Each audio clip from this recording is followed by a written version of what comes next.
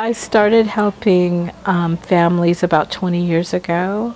And from that, I realized that many times people just need extra skills in order to become successful. So I wanted to do something that would enable communities, friends, and family to come together and be able to help someone who needed those additional skills by joining us together and forming a group that would teach life skills. So from 2006, we have been doing that. So in 2006, we became a nonprofit. Our vision is simple. If you spell out the word care, which the C stands for community, the A stands for awareness, the R stands for resources, and the E stands for education, and you put all those dynamics together, you're able to help heal and assist a whole community of people. So I would say that that remains the focal point of what we do because we care about people here. The major successes of people come in and they come into the doors of 227 East Spring and they come in despair. They come in with not an idea what they're going to do. They come in angry, but when they leave out those doors, they have a smile on their face. I think that's the biggest success. That they have another chance when they go out there, it's not negative. They come in here, it may be a negative vibe that they have because of despair. But when they go out, it's more of a positive. They're more willing to help others and not look at their situation as so bad.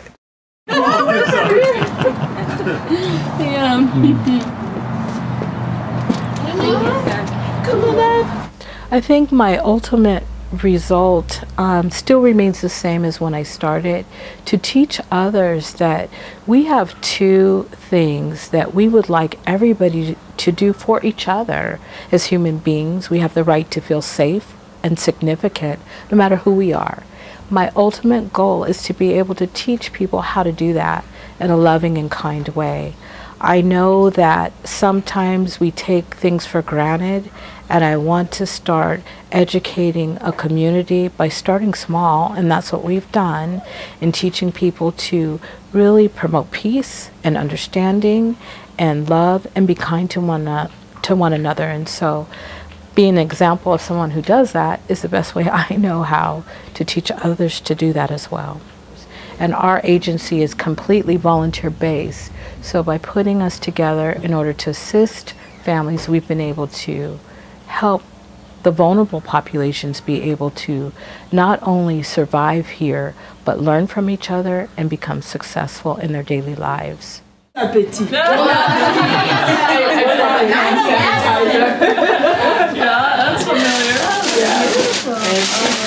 Sometimes I don't think people realize that in the community of Spokane, we have over 450 immigrant and refugee populations that come in every year.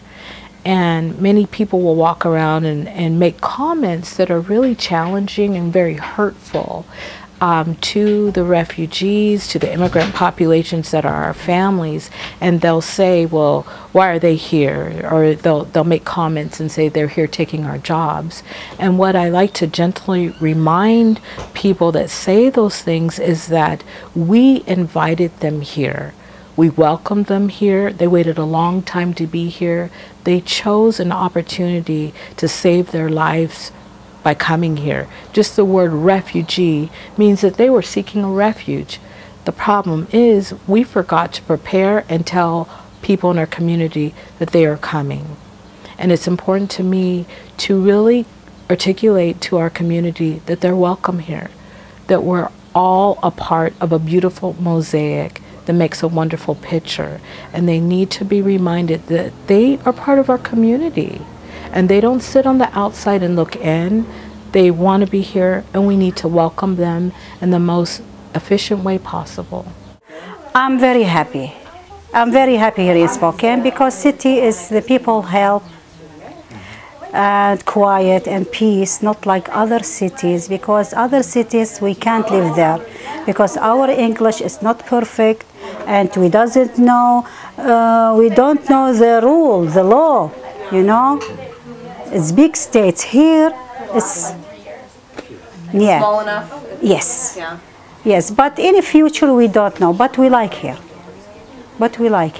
Yeah.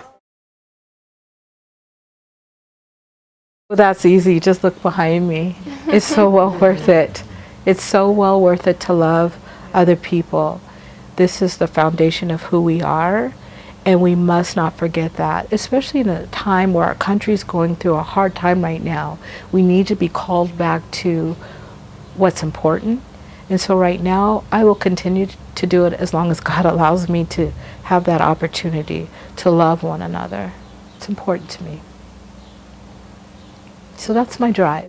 Comes down to it, a lot of times the people are left behind. Here, the people aren't left behind. That's primary #1 goal. And that's what's important. And that's what I work for, that's what I go to school for, and that's what Odyssey stands for.